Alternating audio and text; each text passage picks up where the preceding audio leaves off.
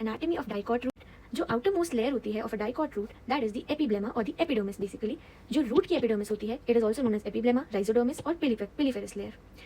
Now the root epidermis contains unicellular root hairs, stomata absent होते हैं और cuticle भी एब्सेंट होती है। Then hypodermis is also absent in roots. Hypodermis is not at all present in roots. Comes the general cortical layers जो कि parenchymatous cells से बनी होती हैं, they are loosely arranged. Next comes the endodermis. It is made up of barrel-shaped cells having Casparian strips, और Casparian strips में deposition होता है of a water impermeable substance known as suberin. Then all the tissues inner to the endodermis constitute the stele.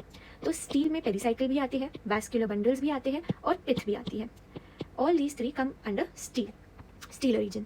Talking about pericycle, so pericycle has two functions. Number one, it gives rise to the lateral or secondary roots, and secondly, it also forms a part of the vascular cambium जो secondary growth में help करता है. तो number of bundles अगर हम देखें तो 2 to 4 होते हैं, diarch और tetrarch condition जिसे हम बोलते हैं.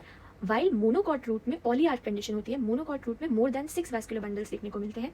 Arrangement की बात करें, so the arrangement is radial. इसका मतलब है कि xylem और phloem अलग अलग रेडियाई पे arranged है और वो alternate करते हैं, like xylem then phloem like that.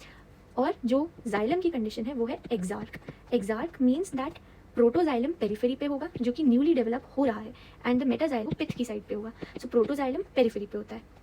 Then cambium develops at the time of secondary growth और एक वेवी रिंग बनती है उसमें which is below the phloem and above the xylem.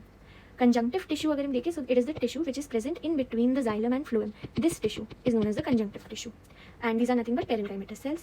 Talking about the pith, so pith in dicots is small and inconspicuous. मतलब कि बहुत ही poorly developed भी होता है और ज़्यादा बड़ा भी नहीं होता pith. While in monocots, pith is large and well developed. So that was all. Thank you.